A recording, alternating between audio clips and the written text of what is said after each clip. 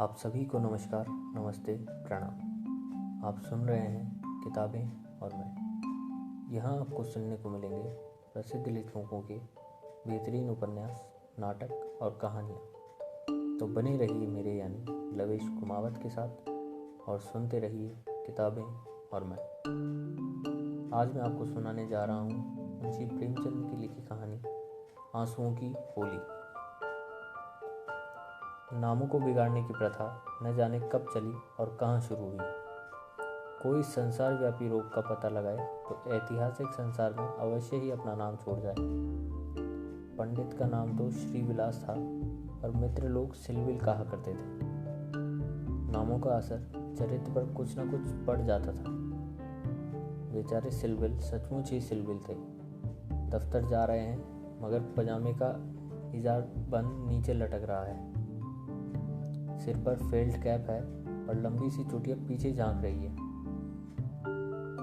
अचकन यूं तो बहुत सुंदर है। न जाने उन्हें त्योहारों से क्या चिढ़ थी। दिवाली गुजर जाती पर वह भला मानस कौड़ी हाथ में न लेता और होली का दिन तो उनकी भीषण परीक्षा का दिन था। 3 दिन वह घर से बाहर न निकलते। घर पर भी काले कपड़े पहने बैठे रहते। यार लोग टोह में रहते थे कि कहीं बच्चा फंस न जाए, मगर घर में घुसकर तो फौजदारी नहीं की जाती। एक आध बार फंसे भी, मगर गेगिया पुदिया का कर बेदाग निकल गए।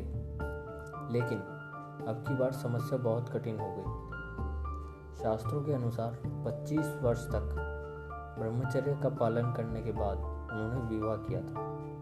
ब्रह्मचर्य के परिपक्व होने में जो थोड़ी बहुत कसर रही वह 3 वर्ष के गौने की मुद्दत ने पूरी कर दी। यद्यपि स्त्री से उन्हें कोई शंका न थी, तथापि वह औरतों को सिर चढ़ाने के हामी न थे। इस मामले में उन्होंने अपना वही पुराना धुराना ढंग पसंद था। बीवी को कसकर डांट दिया तो उसकी मजाल है कि रंग हाथ से छुए। विपत्ति यह थी कि ससुराल के लोग भी होली मनाने आने वाले थे। पुरानी मसल है, बहन अंदर तो भाई सिकंदर। इन सिकंदरों के आक्रमण से बचने का उन्हें कोई उपाय न सूझता था। मित्र लोग घर में न जा सकते थे। सिकंदरों को कौन रोक सकता है। स्त्री ने आंख फाड़कर कहा, अरे भैया, क्या सचमुच रंग न घर लाओगे? यह कैसी होली है बाबा? सिलविल ने त्योरियां चढ़ाकर कहा, बस, मैंने एक बार कह दिया और बात दोहराना मुझे पसंद नहीं। घर में रंग नहीं आएगा और न कोई छुएगा। मुझे कपड़ों पर लाल छींटे देखकर मछली आने लगती है। हमारे घर में ऐसी ही होली होती है। स्त्री ने सिर झुकाकर कहा, तो न लाना रंग संग। मुझे रंग लेकर क्या करना है? जब तुम ही रंग न छुओगे तो मैं कैसे छू सकती हूँ? सिलविल ने प्रसन्न होकर कहा, निसंदेह यही साध्वी स्त्री का धर्म है। लेकिन भैया तो आने वाले हैं, वह क्या मानेंगे? उनके लिए भी मैंने एक उपाय सोच लिया है। उसे सफल करना तुम्हारा काम है। मैं बीमार बन जाऊंगा, एक चादर ओढ़कर लेटा रहूंगा। तुम कहना इन्हें ज्वर आ गया है, बस चलो छुट्टी हुई। स्त्री ने आंख नचाकर कहा, ए नौज, कैसी बातें मुंह से निकालते हो? ज्वर आए मुद्दई के घर, यहाँ आए तो मुंह झुलस दूं निगोड़े का। तो फिर दूसरा उपाय ही क्या है? तुम ऊपर वाली छोटी कोठरी में छिपे रहना। मैं कह दूंगी उन्हें जुलाब लिया है। बाहर निकल लेंगे तो हवा लग जाएगी। पंडित जी खिल उठे, बस बस, यही सबसे अच्छा है। होली का दिन है, बाहर हाहाकार मचा हुआ है। पुराने जमाने में अबीर और गुलाल के सिवा और रंग में खिला जाता था। अब नीले, हरे, काले सभी रंगों का मेल हो गया है और इस संगठन से बचना आदमी के लिए तो संभव नहीं। हाँ, देवता बचे। सिलविल के दोनों साले मोहल्ले भर में मर्दों, औरतों, बच्चों और बूढ़ों का निशाना बने हुए थे। बाहर के दीवान खाने के फर्श, दीवारें, यहाँ तक कि तस्वीरें भी रंग उठी थी। घर में भी यही हाल था। मोहल्ले की नंदें भला कब मनाने लगी थी। पर नाला तक रंगीन हो गया था। बड़े साले ने पूछा, क्यों री चंपा, क्या सचमुच उनकी तबीयत अच्छी नहीं? खाना खाने भी न आए? चंपा ने सिर झुकाकर कहा, हाँ भैया, रात ही से पेट में कुछ दर्द होने लगा। डॉक्टर ने हवा में निकलने को मना कर दिया है। ज़रा देर बाद छोटे साले ने कहा, क्यों जीजी जी, क्या भाई साहब नीचे नहीं आएंगे? ऐसी भी क्या बीमारी है? कहो तो ऊपर जाकर देखाऊं। चंपा ने उसका हाथ पकड़कर, नहीं नहीं, ऊपर मत जाओ, वह रंग भंग न खेलेंगे। डॉक्टर ने हवा में निकलने को मना कर दिया है। दोनों भाई हाथ मलकर रह गए। सहसा छोटे भाई को एक बात सूझी, जीजा जी के कपड़ों के साथ क्यों न होली खेलें? वे तो बीमार नहीं। बड़े भाई के मन में भी यही बात बैठ गई। बहन बेचारी अब क्या करती? सिकंदरों ने कुंजियां उसके हाथ से ले ली और सिलविल के सारे कपड़े निकाल कर रंग डाले, रुमाल तक न छोड़ा। जब चंपा ने उन कपड़ों को आंगने में अलगनी पर सूखने को डाल दिया तो ऐसा जान पड़ा मानो किसी रंगरेज ने ब्याह के जोड़े रंगे हों। सिलविल ऊपर बैठे बैठे यह तमाशा देख रहे थे, पर जनाब जबान न खोलते थे। छाती पर सांप सा लौट रहा था। सारे कपड़े खराब हो गए, दफ्तर जाने को भी कुछ न बचा। इन दुष्टों को मेरे कपड़ों से न जाने क्या बैर था। घर में नाना प्रकार के स्वादिष्ट व्यंजन बन रहे थे। मोहल्ले की एक ब्राह्मणी के साथ चंपा भी जुटी हुई थी। दोनों भाई और कई अन्य सज्जन आंगन में भोजन करने बैठे तो बड़े साले ने चंपा से पूछा, कुछ उनके लिए भी खिचड़ी विचड़ी बनाई है? पूड़ियाँ तो बेचारा आज खा न सकेंगे। चंपा ने कहा, अभी तो नहीं बनाई, अब बना लूँगी। भारी तेरी अकल, अभी तक तूने इतनी फिक्र नहीं की कि वह बेचारा खाएगा क्या? तू तो इतनी लापरवाह कभी न थी। जान निकाल ला जल्दी से चावल और मूंग की दाल। लीजिए, खिचड़ी पकने लगी। इधर मित्रों ने भोजन करना शुरू किया। सिलविल ऊपर बैठे अपनी किस्मत को रो रहे थे। उन्हें इस सारी विपत्ति का एक ही कारण मालूम होता था, विवाह। चंपा न आती तो ये साले क्यों आते? कपड़े क्यों खराब होते? होली के दिन मूंग की खिचड़ी क्यों खाने को मिलती? मगर अब पछताने से क्या होता है? जितनी देर में लोगों ने भोजन किया उतनी देर में खिचड़ी तैयार हो गई। बड़े साले ने खुद चंपा को ऊपर भेजा और खिचड़ी की थाली ऊपर दे आए। सिलविल ने थाली की ओर कुपित नेत्रों से देखकर कहा, इसे मेरे सामने से हटा ले जाओ। क्या उपवास ही करोगे? तुम्हारी यही इच्छा है तो यही सही। मैंने क्या किया? सवेरे से जूती हुई हूँ। भैया ने खुद खिचड़ी डलवाई और मुझे यहाँ भेजा। हाँ, वह तो देख रहा हूँ कि घर का स्वामी नहीं, सिकंदरों ने उस पर कब्जा जमा लिया। मगर मैं यह नहीं मान सकता कि तुम चाहती तो और लोगों के पहले ही मेरे पास थाली न पहुँच जाती। मैं इसे पतिव्रत धर्म के विरुद्ध समझता हूँ। और क्या कहूँ? तुम तो देख रहे थे कि दोनों जने मेरे सिर पर सवार थे। अच्छी दिल लगी है और लोग तो समोसे और खस्ते उड़ाए और मुझे मूंग की खिचड़ी दी जाए। वाह रे नसीब! तुम इसे 2-4 कौर खा लो, मुझे ज्यों ही अवसर मिलेगा दूसरी थाली लाऊंगी। सारे कपड़े रंगवा दिए, दफ्तर कैसे जाऊंगा? यह दिल लगी मुझे ज़रा भी नहीं भाती। मैं इसे बदमाशी कहता हूँ। तुमने संदूक की कुंजी क्यों दी थी? क्या मैं इतना पूछ सकता हूँ? जबरदस्ती छीन ली। तुमने सुना नहीं? करती क्या? अच्छा, जो हुआ सो हुआ। अब थाली ले जाओ। धर्म समझना तो दूसरी थाली ले आना, नहीं तो आज व्रत ही सही। एकाएक पैरों की आहट पाकर सिलविल ने सामने देखा तो दोनों साले आ रहे हैं। उन्हें देखते ही बेचारे ने मुंह बना लिया, चादर से शरीर ढक लिया और कराहने लगे। बड़े साले ने कहा, कहिए, कैसी तबीयत है? थोड़ी सी खिचड़ी खा लीजिए। सिलविल ने मुंह बनाकर कहा, अभी तो कुछ खाने की इच्छा नहीं है। नहीं, उपवास करना तो हानिकारक होगा। खिचड़ी खा लीजिए। बेचारे सिलविल ने मन में इन दोनों शैतानों को खूब कोसा और विष की भांति खिचड़ी कंठ से नीचे उतारी। आज होली के दिन खिचड़ी ही भाग्य में लिखी थी। जब तक सारी खिचड़ी समाप्त न हो गई, दोनों वहाँ डटे रहे, मानो जेल के अधिकारी किसी अनशन व्रतधारी कैदी को भोजन करा रहे हों। बेचारे को ठूस ठूस कर खिचड़ी खानी पड़ी। पकवानों के लिए गुंजाइश ही नहीं रही। 10 बजे रात को चंपा उत्तम पदार्थों का थाल लिए पतिदेव के पास पहुंची। महाशय मन ही मन झुंझला रहे थे।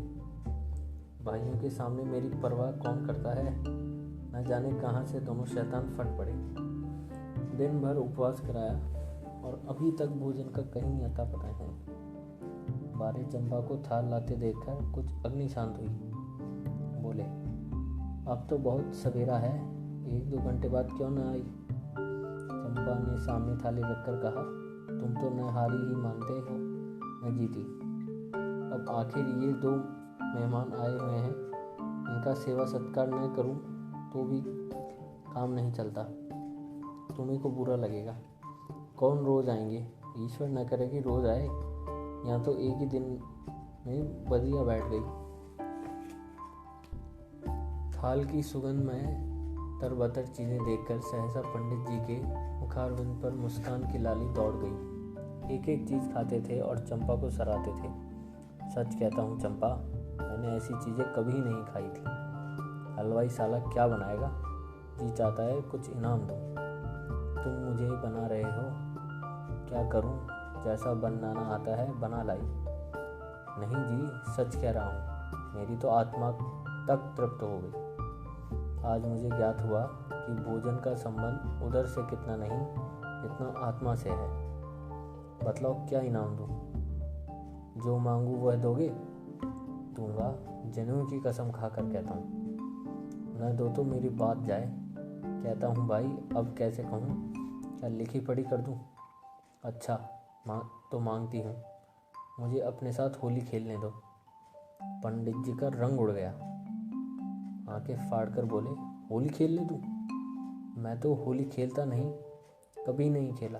होली खेलना होता तो घर में छिप कर क्यों बैठता?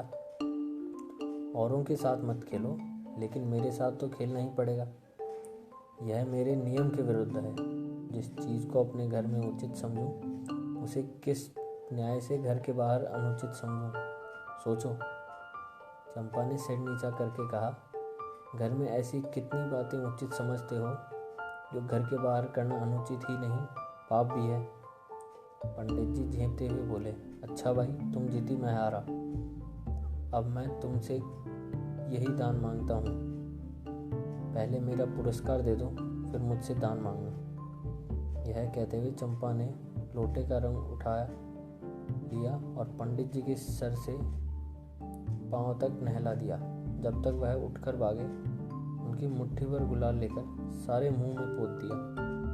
पंडित जी रोनी सूरत बनाकर बोले, अभी और कसर बाकी है तो वह भी पूरी कर लो। मैं न जानता था कि तुम मेरी आस्तीन का सांप बनोगी। अब और कुछ रंग बाकी नहीं रहा।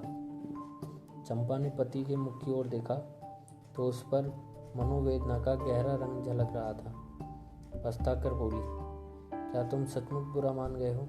मैं तो समझती थी कि तुम केवल मुझे चिढ़ा रहे हो। श्री विलास ने कांपते हुए स्वर में कहा, नहीं चंपा, मुझे बुरा नहीं लगा। हाँ, तुमने मुझे उस कर्तव्य की याद दिला दी जो मैं अपनी कायरता के कारण भूल बैठा था। वह सामने जो चित्र दिख रही हो मेरे परम मित्र मनहर नाथ का है, जो अब संसार में नहीं है। तुमसे क्या कहूँ, कितना सरस, कितना भावुक, कितना साहसी आदमी था। देश की दशा देख देख कर उसका खून जलता रहता था। 19-20 भी कोई उम्र होती है, पर वह उसी उम्र में अपने जीवन का मार्ग निश्चित कर चुका था। सेवा करने का अवसर पाकर वह इस तरह से पकड़ता था मानो संपत्ति हो। जन्म का विरागी था। वासना तो उसे छू ही न गई थी। हमारे और साथी सैर सपाटे करते थे, पर उसका मार्ग सबसे अलग था।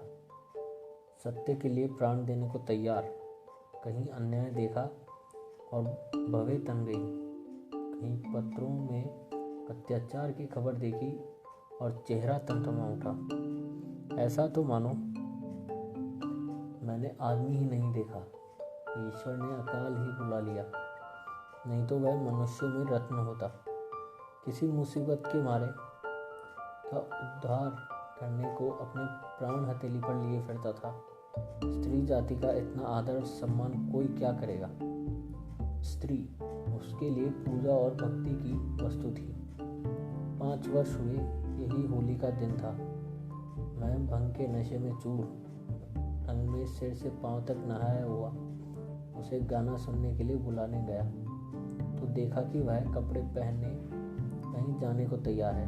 पूछा, कहाँ जा रहे हो? उसने मेरा हाथ पकड़कर कहा, तुम अच्छे वक्त पर आ गए, नहीं तो मुझे जाना पड़ता। एक अनाथ बुढ़िया मर गई है, कोई उसे कंधा देने वाला नहीं मिलता।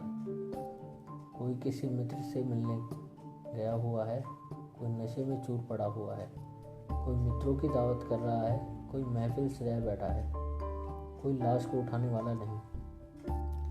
ब्राह्मण क्षत्रिय उस चमारिन की लाश कैसे छुएंगे? उनका तो धर्म भ्रष्ट होता है, कोई तैयार नहीं होता।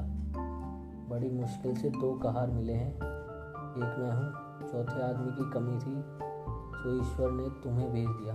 चलो चलें। हाय, अगर मैं जानता कि यह प्यारे मनहर का आदेश है तो आज मेरी आत्मा को इतनी ग्लानि न होती। मेरे घर कई मित्र आए थे, गाना हो रहा था।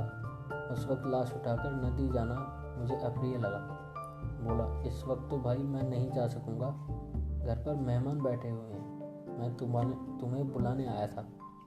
मनहर ने मेरी ओर तिरस्कार नेत्रों से देखकर कहा, अच्छी बात है, तुम जाओ, मैं और कोई साथी खोज लूँगा। मगर तुमसे मुझे ऐसी आशा न थी। तुमने भी वही कहा जो तुमसे पहले औरों ने कहा था। कोई नई बात नहीं है। अगर हम लोग अपने कर्तव्य को भूल न गए होते तो आज यह दशा ही क्यों होती। ऐसी होली को धिक्कार है। त्योहार तमाशा देखने, अच्छी अच्छी चीज़ें खाने और अच्छे अच्छे कपड़े पहनने का नाम नहीं। यह व्रत है, तप है, अपने भाइयों से प्रेम और सहानुभूति करना ही त्योहार का खास मतलब है। और कपड़े लाल करने से के पहले खून को लाल कर लो। सफ़ेद खून पर यह लाली शोभा नहीं देती। यह कहकर वह चला गया। मुझे उस वक्त यह फटकारे हुए बहुत बुरी लगी। अगर मुझे में वह सेवा भाव न था तो मुझे यूँ धिक्कारने का कोई अधिकार न था।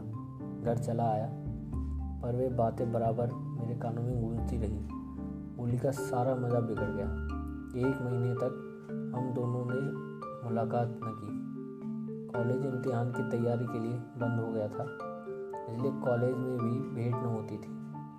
मुझे कुछ खबर नहीं वह कब और कैसे बीमार पड़ा, कब अपने घर गया। सहसा एक दिन मुझे उसका एक पत्र मिला। आए पत्र को पढ़कर आज भी छाती फटने लगती है।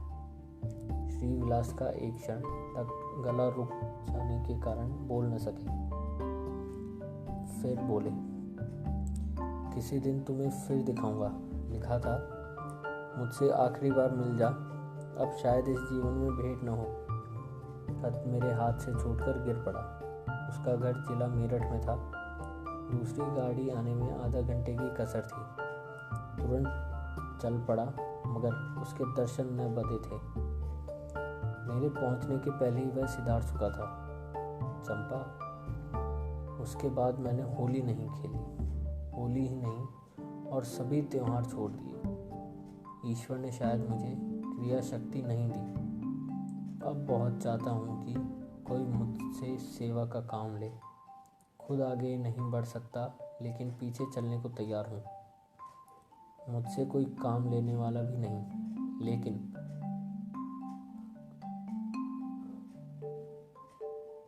आज वह रंग डालकर तुमने मुझे उस धिक्कार की याद दिला दी। ईश्वर मुझे ऐसी शक्ति दे कि मैं मन में ही नहीं, कर्म में भी मनहर बनूं। यह कहते हुए श्री विलास ने तश्करी से गुलाल निकाला और उसके चित्र पर छिड़ककर प्रणाम किया। तो ये थी आज की कहानी। आशा करता हूँ आपको ये कहानी अच्छी लगी होगी।